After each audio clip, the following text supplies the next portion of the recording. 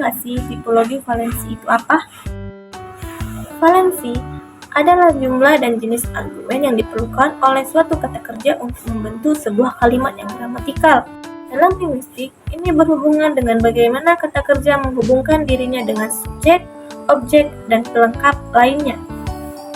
Selanjutnya ada teori valensi. Teori valensi adalah teori tata bahasa yang berfokus pada kata kerja atau predikat sebagai pusatnya. Teori valensi modern didirikan pada tahun 1959 oleh Lucien Tesnier dan didasarkan pada gagasan bahwa kata kerja menyusun kalimat dengan mengikat elemen-elemen tertentu atau komplement aktan dengan cara yang sama seperti yang dilakukan atom.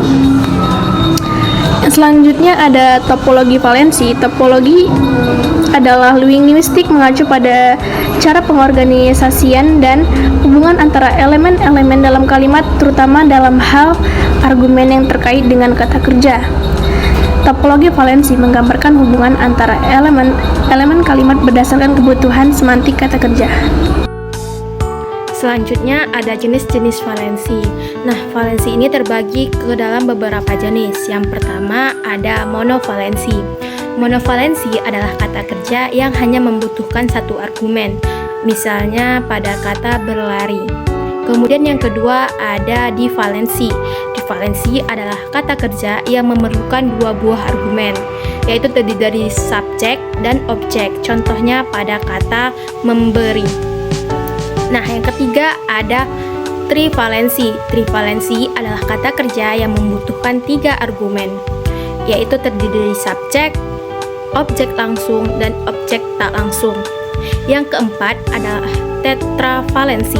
Tetravalensi ini adalah kata kerja yang membutuhkan 4 argumen, terdiri dari subjek, objek langsung, objek tak langsung, dan pelengkap.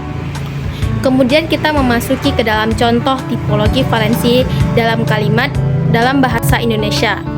Yang pertama, contoh pada monovalensi, yaitu dia tidur. Monovalensi ini kan hanya membutuhkan satu argumen, yaitu satu subjek, yaitu dia tidur.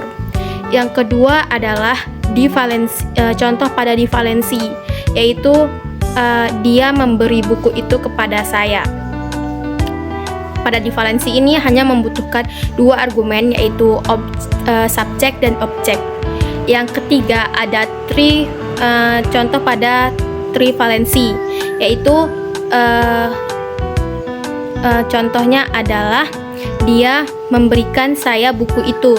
Nah, trivalensi ini kan membutuhkan 3 argumen, yaitu ada subjek, objek langsung, dan objek tak langsung.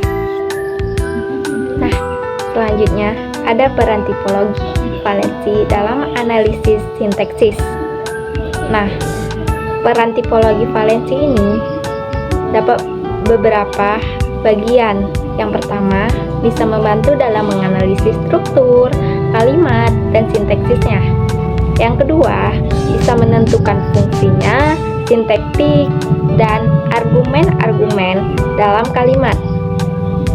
Dan yang ketiga, bisa membantu dalam pemataan antara struktur, semantik, dan struktur sintaksisnya.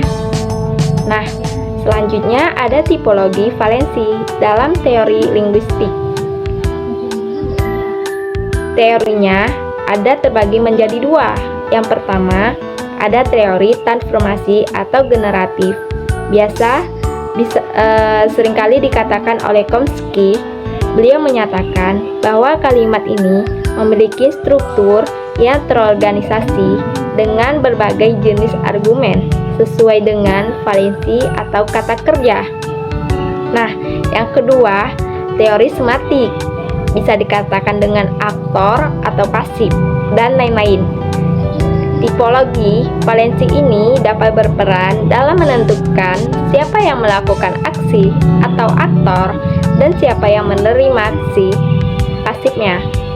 Tipologi valensi adalah konsep yang penting dalam linguistik untuk memahami hubungan antara kata kerja dan argumennya, membantu dalam menganalisis struktur kalimat serta peran semantik dan sintaksis elemen pada kalimat.